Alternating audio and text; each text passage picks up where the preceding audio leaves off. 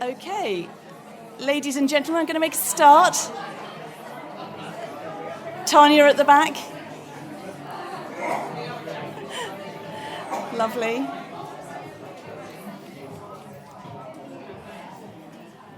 Excellent. So, thank you all. It's really good to see so many people signed up to our session today.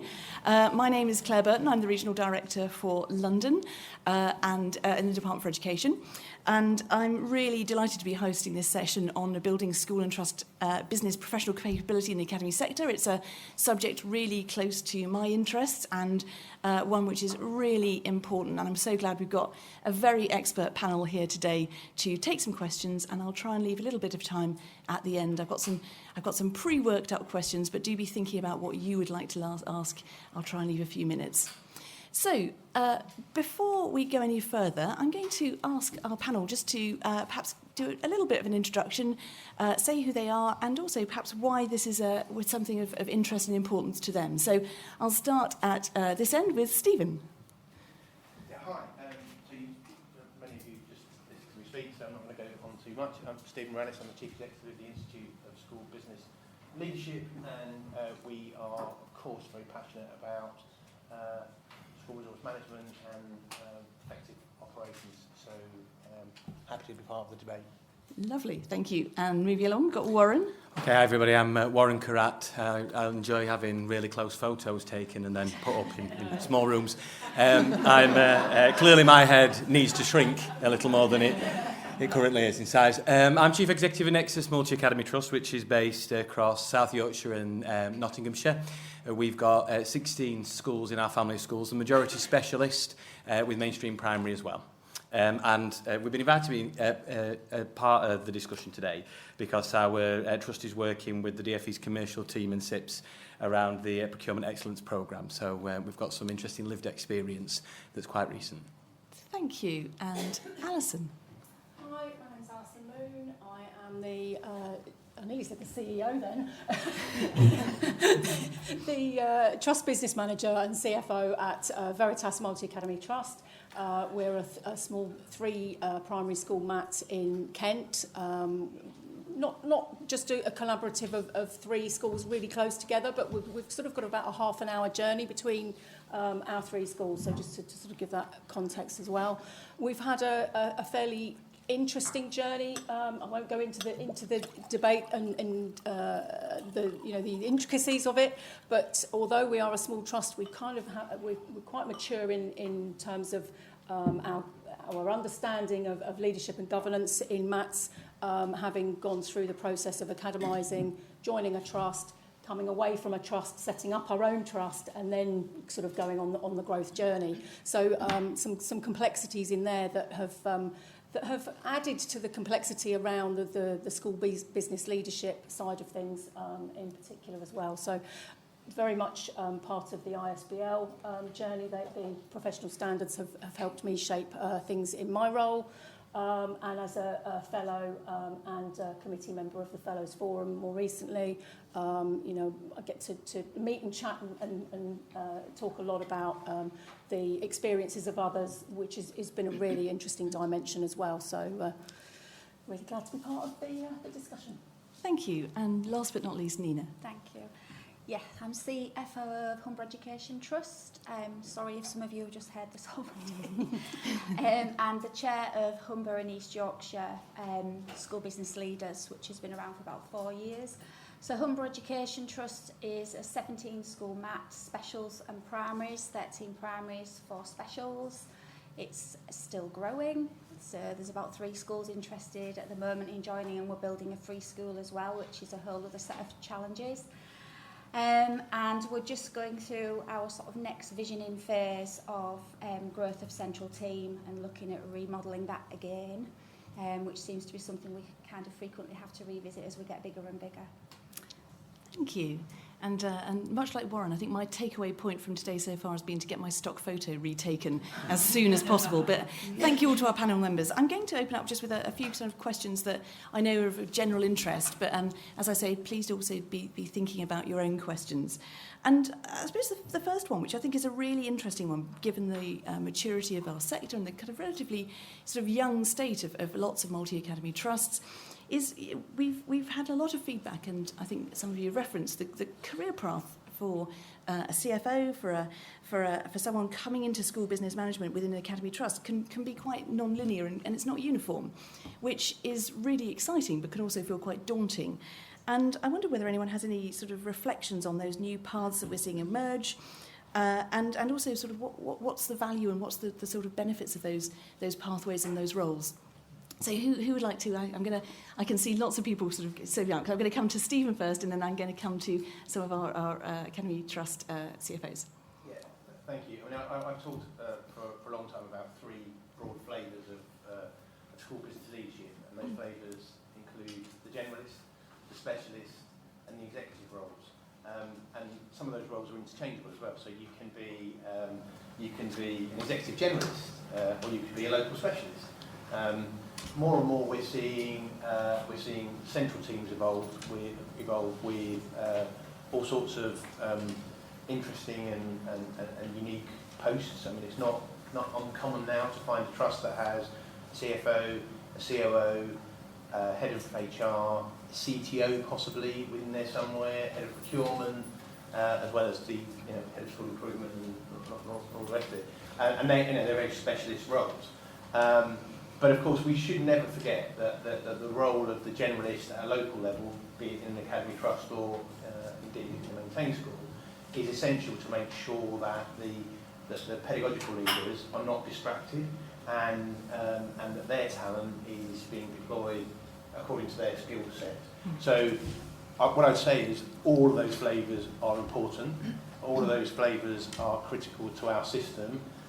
As professionals, which pathway you decide to take is a matter for you. And as I said in my presentation earlier, I think it's really important to keep doing the horizon scanning and saying, what is the future looking like for my school, for my area, for my local authority, and where do I fit into that picture. Thank you. I mean, I'm going to come to Alison, because you mentioned a little bit the journey that your trust had been on. I wonder whether that's shaped your reflections on the sort of career pathways and the opportunities.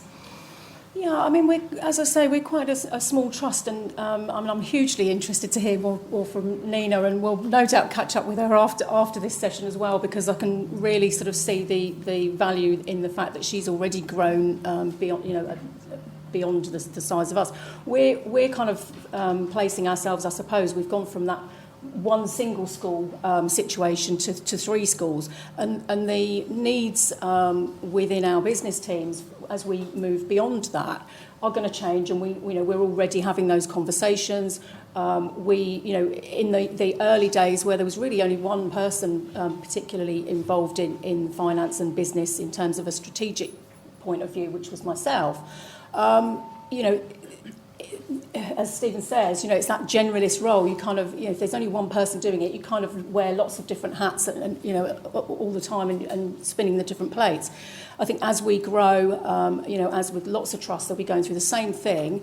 It's looking at, well, okay, now we're 3 schools. What does it need to look like as 6 schools or 9 schools or 12 schools? And I think that one of the biggest challenges for those of us that are working in that small kind of trust scenario is that there aren't often the budgets to fund the individual roles and the specialisms that are required within those roles. So you kind of have to be you don't want to be a jack of all trades and master of none, but you almost by default that's kind of where you end up. So you have to sort of upskill as you go. What I'm really interested to look at, and I know that the professional standards, where I've used the professional standards in the past has been really more about setting up our structures. So, making sure that we're, our compliance is catered for, and that we've got systems that support that, and it's, around our MIS and compliance.MIS, that kind of thing. But what we're looking at now is really that evolution of that and sort of getting some more specificity and some more,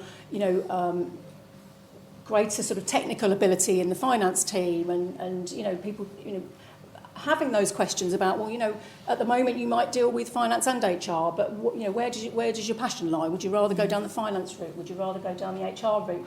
And we're kind of trying to, keep that strategic element from what the business needs are, if you like, but also trying to marry that with the people that we already have employed within the organisation, as well as identifying what the gaps are and what we will need, in terms of qualification and upskilling, as well as the bums on the seats, as I would sort of say. Thank you. And I wonder, Nina, if you've got any sort of reflections coming on from that, but also about how we can support people on their career journeys, how we might use things like the apprenticeship levy.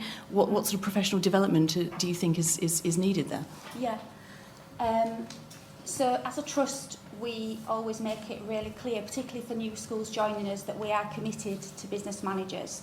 So it's one of the things when a school comes in that obviously makes people feel vulnerable is, I'm a business manager, where do I fit? What am I going to be doing?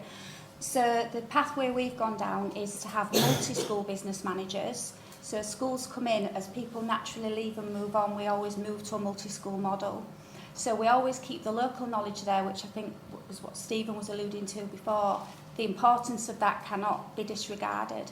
I have colleagues that have moved away from business management entirely and have ended up moving it back in because the disengagement at school level has been quite profound.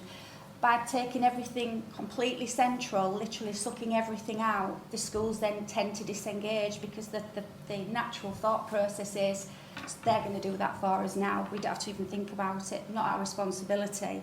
And that is just not a journey that a road we want to go down. So one of as moving with the multi-school business managers, as I said in the previous session, we use the tiers in the standards, in the framework, to help model our new job descriptions. Our JDs have been written for business managers to work towards multi-school models. There's a career path. They can come in as a single school. They can see a career pathway should they want to take that as a business manager, or they can move into specialist roles. So we have got specialist roles which are emerging. We've got some that are there now. We're going to take in more, and then we're going to have partners. So as well, we've got a finance and contracts manager who's glamorously sitting here. We will have finance partners, and the finance partners will work with groups of schools on a strategic level. So that's not day-to-day operational. It's working on forecasting. It's supporting in budgeting, all that sort of thing. The compliance and accountability is huge. And there's a lot of these schools moving into these roles, that is a dramatic change. And the amount of that is, the burden of that goes into schools is great. One of the things we're keen to do there is say that we'll work with you on not work for you on that. And the minute you start saying we're going to do it for you, ergo, bring it all in the centre, you'll do it. And they have to take some level of responsibility for that as well and share it, have some ownership of that. In terms of the levy and qualifications and getting people into these places, we've used the levy through performance management, through setting those personal objectives, looking at those gaps, looking at the places people want to go with their career, and use the levy. We've got people on the degree apprenticeships, we've got people on the general business management apprenticeships, and then of course there are some that are more specialist specific as well that we would use. So we do follow that route quite actively and promote that right back actually to the administrative level apprenticeships to get people onto that journey. So yeah, it's definitely a pathway, it's definitely a bit of a framework, and I'm not saying it won't change again, might change our mind again in about another 3 years, but that's where we are at the minute. Thank you. And Warren, I could see you sort of nodding along for a lot of that. Is there anything you sort of add from your perspective? I mean, everything that I've heard from colleagues resonates with our development as a trust. I think one of the things which is essential, so my background isn't teaching and learning, I've come through human resources and local authority route, NHS, into the chief executive role when the trust was first created. And what I think in the early days we weren't clear on is intent. So to borrow the Ofsted language, there wasn't a clear intent about what is the role and function of a chief finance officer compared to what we expect school business professionals to be doing. And if I'm really honest, the relationship that generated the greatest tension for us was between the central trust and business leaders in schools, because there wasn't a clear understanding and I dare say a value of the holistic generalist role and function, and the absolute need for fidelity to accountancy standards that don't exist necessarily consistently at the same level in maintained schools. And I think what we've spent a lot of time trying to work out is what is our intent and what do we need to do. I think the cautionary tale for us has been, well, it's Oscar Wilde's words, the bureaucracy grows to meet the ever-expanding need of the growing bureaucracy. Having had the privilege of working in local government, what I know is that the centralisation of services does not necessarily lead to better provision for the front line. And I think, looking at the reducing the workload in teachers and engagement with families, in the expanded role that schools has now got as community centres that do so much more than education. It's essentially that you've got business leaders who are competent and trained competently to be able to manage complex situations there and then in communities where multi-academy trust central teams aren't. Yeah, it's really interesting, and both of our last speakers, you both brought out that kind of point about the balance between school-based business professionals and trust-based business professionals. Is that something, what are the sort of messages that you would give to converting schools, people considering converting? What are the sort of the challenges there? Well, usually when schools first approach, the two people that sit and talk to us are the head and the business manager. They're the first two people we meet, because I think business managers ultimately feel at risk in that situation, particularly if they're going into a larger multi-academy trust that's already got sort of an established organisation chart, if you like. It's seeing where they are in that. And one of the things we say to them is, you will be part of this team and you will join us as that. We have a big business manager network. We meet regularly. All our business managers are immediately engaged in my local area group, and we hope that by giving that message out, that gives off that vibe really that we do want you and we value what you do. Equally, I suppose, on a personal level, that is my background. I literally I have done dinner money, I have done everything. And I think by having gone through that journey to where I am now, there's a bit of credibility there, and they know that I appreciate everything that they're challenged with at the school level. One thing we're really clear is we have a pathway, we're very clear on career pathways, and they are not just teaching and learning. We have support career pathways, and business management is one of those. I talk to them about the fact that we have performance management. A lot of schools don't even have that in there, that we have that we have people on these qualifications, and we hope that by sort of giving that off, we can reassure them that actually this is going to be okay. We have a really big induction process. We work with those business managers for about 3 months.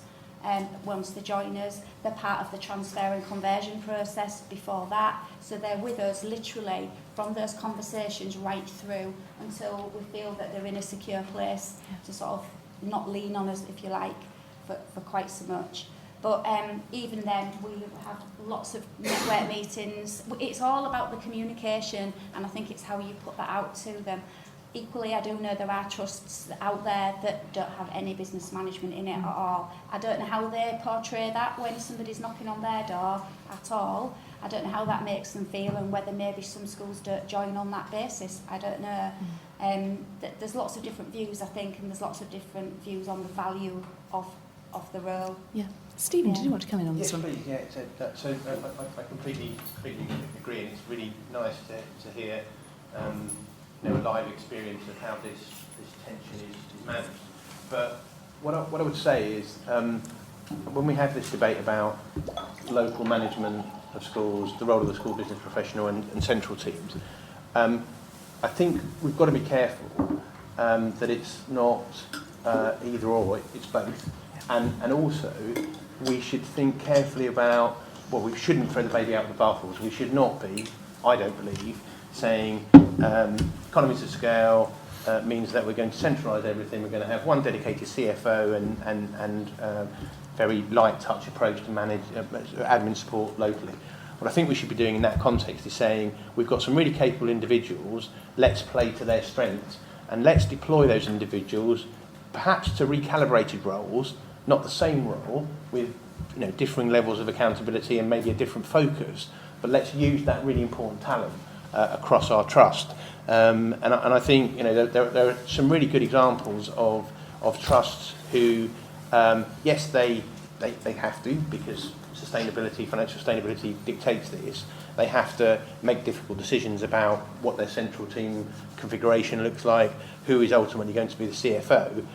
But at the same time, they're saying we're going to use the talent pool that exists from the various schools and deploy them according to need, and invest in them as well. So if someone has a particular leaning but hasn't engaged in detailed and in-depth training, let's invest in that individual. So they're good at HR, but they've never trained in HR. So let's invest in those individuals and let's redeploy them. So I don't think it has to be. It doesn't have to be kind of this rationalisation, restructuring, carnage. It can be. There can be a very different outcome. Yeah, thank you. Does anyone else want to come on this one? I'm going to move us on. I've got one more question which I'm going to ask, so be thinking about what you would also like to think about. But I'm sort of interested in this, the sort of, I was going to say what are the opportunities, but actually I'd throw it open because there are probably some opportunities, but also some disbenefits. But what's the main difference for you in terms of being a school business manager in the academy sector as opposed to the maintained sector? And let me start with Warren. Yeah, so if I were to summarise it with a slash to denote positive, negative, I characterise in one sentence, expect less autonomy / loneliness, and if it's the right trust, more support / scrutiny. Yeah, thank you. Get me count. Excellent. Concise. I'd go to Alison. Alison, what do you think? I think, well, I'm trying to think sort of where my journey's gone. Can you just ask the question again? I'm interested in what are the opportunities stroke differences between moving into the sector? There are undoubtedly there are some roles that consist of similar tasks to what would exist within the local authority setting, within an academy setting. I think that there's just an additional kind of layer of responsibility, accountability, strategic thinking that didn't really exist prior to that. So I suppose there are similarities. You could have somebody that's moving across from a local authority role to a academy setting, and they're still very sort of task related. Invoice processing, purchase order, producing, that kind of thing, placing orders and that kind of thing. Might not be that different. Yeah, you might be using a different system. It might be slightly more intuitive than the old archaic local authority version that you might have been used to. But then, if you want to, again, talking about the career pathways, if you want to move forward and have additional opportunities, there is that opportunity within the academy sector that just didn't exist, I don't believe, in the local authority sector. So, you might have more to add to that, Nina? Yeah, well, I moved out of maintained to single, to SAT, to MAT, and the setting up of that SAT at the time, that basically took over my life for about 6 months, and that was all about accountability, compliance, getting the systems in place to be able to prove that back. And then when you move to MAT level, for somebody going from a maintained school into a multi-academy trust, the change will be all about the compliance, the scrutiny and the accountability, but also about the changing systems, because the accounting systems, if we talk about that as an example, are very different. So you're in accountancy software as opposed to just sort of FMS, if anybody even remembers that existed. Where literally you're just processing invoices and orders, and you might get a bit of ticking it off at the end of the month, but that's it. You're moving into a whole other world, and the accountability that comes with that, even understanding the accruals concept and all of that. We try and keep that away from some of our schools. We even forecast on a cash basis still rather than on an accruals basis, because it's brain bending for some people to have to move towards that. That's not a place they've ever been before. So we kind of manage that process for them to make sure we get that right, but we're doing it somewhere else for them. But from the schools coming into that have not lived in that world and have been given these systems from local authorities, as you say, moving into what look and feel like very different systems, even just compliance systems, which we have. The compliance just goes across everything, and we have it in this portal, if you like, and they don't generally have that in place. So there are things that they will be doing that are not things they would have done before or had to do or been expected to do. There is quite a culture change. Yeah. Just, I mean, I don't know if I can add one more thing to that. It's just around, you mentioned systems, and I think that what we're finding, whereas we've tried to get the sort of benefit of those staff that work sort of locally in schools, they've come very historically sort of with that this is my school kind of element, and they work on, they've been used to working on that school's, financial processes and procurement. And the systems that we've introduced have allowed us to work in a slightly different way, where, whilst we've got local personnel, we have very much more of a trust kind of thought process, and if we've got a member of staff that's off sick, for example, in one of our schools, that doesn't mean that we've got an absolute nightmare in terms of carrying out that finance function. Somebody else at another location can hop onto the system and support that as well. So we're kind of moving into that central sort of services setup without having actually made the jump to move to a central kind of office, where hidden away where nobody kind of knows who anybody is. But we are, it's very much part of the conversation as to where do we go next. But trying to get the best of what the systems and so on can offer us, really, to help support. Thank you. Stephen, did you have anything you wanted to add, or I'm going to otherwise ask questions from the floor? I think we go to the floor. Let's go to the floor. I've got one question over here. Oh, hang on a second. Let me somebody do a quick mic. Thank you. Can I pick up on your point about performance management? I was in an ISBL regional conference not that long ago, and the negativity around performance management was quite shocking, I thought. And I wonder whether there's an opportunity for the ISBL to actually support those who are doing the performance management for heads and other titles to do performance management for business leaders, because I know there's the professional framework, but head teachers and CEOs don't really have a lot of time to do that, and whether there's an opportunity to give them more of a sort of practical, this is what performance management should look like for your business leaders, whatever their position or title within either a maintained school or a... Thank you. I can see lots of nodding around the room. Stephen, do you want to perhaps comment? Yeah, if that's okay. Thank you, Emma. There's shocking statistics, and a number of surveys, including our own and one recently conducted by Hayes, suggests that something like 80% of school business professionals don't have a meaningful professional development conversation, certainly not a performance management conversation at all, which is outrageous. There's a piece of work for us to do, and hopefully we can do it in conjunction with the department and other stakeholders, and that is to really embed into the consciousness of employers, so head teachers, chief executives of multi-academy trusts, and indeed trustees. One, the importance of a performance management conversation, but also to have a clear reference point. Now, we would argue that clear reference point is professional standards, but you could use other things, I guess, to make a judgment. But there's a huge piece of work, and the fact that the conversation isn't taking place on an annual basis, a meaningful one, is frankly a real missed opportunity in my opinion. So Emma, thanks for raising the point, and I think there's some really important work to be done to address it. Thank you. Any other questions at the back though? Hi, I'm really interested about raising the profile of the school business management and leadership as a career in schools. And I just wonder, raising it as a career option with careers teachers in schools, what can ISBL do and the rest of us to make sure that our careers teachers in schools know that it is a proper career option? Excellent. I'm going to come to, I might just come to our panel and to perhaps Nina and then Warren just first, and I'll come to Stephen, because we shouldn't put it all on the ISBL to do. But any thoughts on what we can do around kind of promoting it as a career opportunity? I think Well, obviously it just needs marketing out there in the first place, doesn't it, so that people are aware of it. In terms of getting into the roles, it isn't something that you just step into. Obviously there would be a process to get into that role.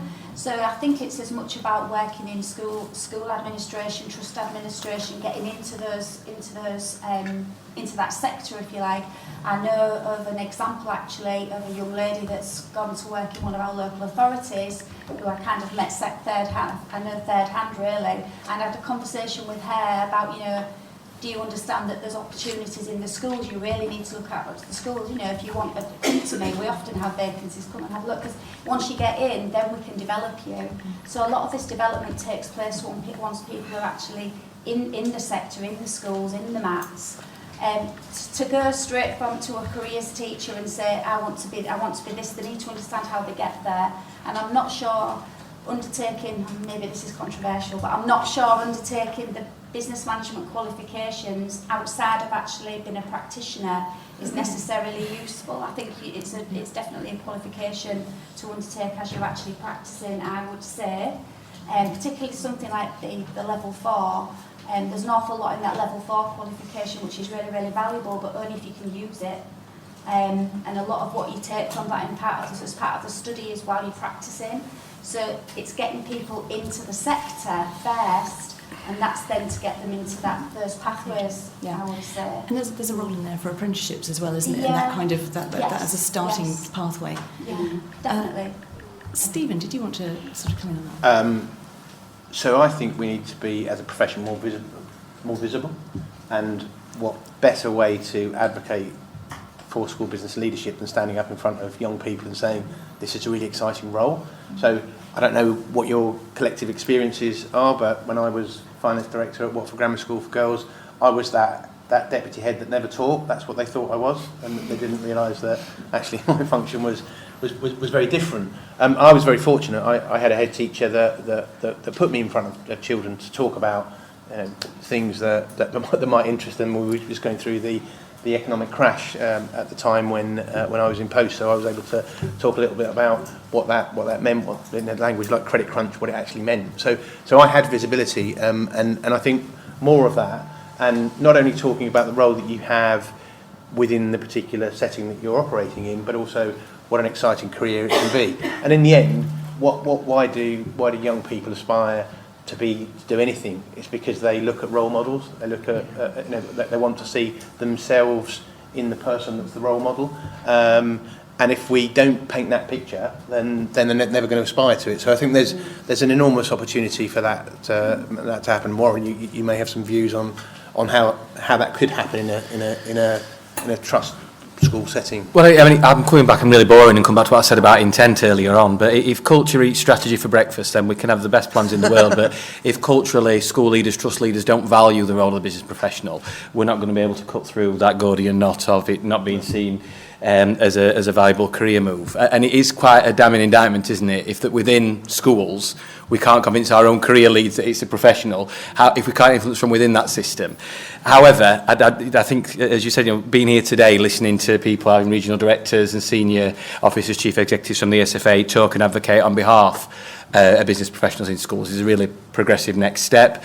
I'd like to see greater value put on those roles in things like ICFP and others, so that we recognise that it's an essential system which is supporting and enabling teachers and teaching assistants to be working with children and reducing administrative burden, not exclusively, but as part of its contribution. So I think there are changes that can be made, but I think it's ultimately about the culture that's set. And in my experience, one of the challenges for business managers in maintaining schools, I don't know if this resonates as well, it might not, could be heresy, but is that they tend to be absolutely adored by the head teacher and resented by almost everybody else, because they're the people who say no. And then thankfully a multi-academy trust comes along and we're the ones who say no, so we can be hated. But I do think that, again, I think it's what you're talking about, not being the leaders who are sat there not saying anything, but recognised and visible and valued for their contribution. But it's got to come from within the school system. Thank you. I've been given my 2-minute warning, so I've got time for one more question. I'm just going to take one more here, and then I'm afraid we're going to have to wrap up. It's actually just to follow on from that point. I think one of the biggest barriers to promoting our role as a career pathway is the fact traditionally support staff have been term time only. So you get a young person coming into the school, you're advertising at 20,000, but actually in reality it's 15,000 or whatever, and they're not interested in that. They want to work all year, they want to be able to take, leave. So at 2025, yes, the opportunities are there, but they don't want to do it because we are still classed, a lot of support staff, teaching assistants as well, as term time only. I didn't know if there was any comments on your thoughts of progressing to being very similar to teachers, that actually they're all year round contracts, but the expectation is not always necessarily to be in school. Yeah. Warren, you can come on that. Sorry. Well, I mean, our business leaders in our schools are 52 weeks. Yeah, and staff. I think there are challenges for us having teaching assistants on higher level contracts, but then I think you've got other options like extended schools provision, where what you can do is build it into your contracting. But it ultimately boils down to talent management, doesn't it, and whether or not you can attract and retain the best people. And you're absolutely right. Our biggest pressure in our special schools over the last 2 years, over the last decade, hasn't been teachers. It's keeping non-teaching staff and attracting them, and trying to compete with local government at similar pay scales where people can work from home, where they didn't have to come into dangerous settings in classrooms during COVID, has presented some real challenges. So we've had to think innovatively about how we do that within the financial envelope we've got. I completely agree. I'm going to give the last word to Stephen, because if I overrun, I'll never be invited back. So, Stephen. Thank you, Claire. And I think it's probably a nice way to end, really, because I think what this comes down to is the value that we place on the profession. Yeah. And if we really want to develop a proper talent pipeline, if we want to attract people into the profession, then we've got to value them in the same way that any other profession is valued. And we can't talk about the professionalisation agenda and then revert to type in terms of marginalised the community, not including in SLT conversations, and only give them part-time contracts. So it's all part of the same conversation. It's about valuing the profession. Yeah. And I think that's a really good sort of end point, because actually that's been at the heart of the conversation today. Has all been around how can we build the profession, make it a recognised, really valued profession within the schools community, but also beyond and into the kind of recruitment and young people. So thank you all. Thank you very much to our panel for today, and I will let you all go.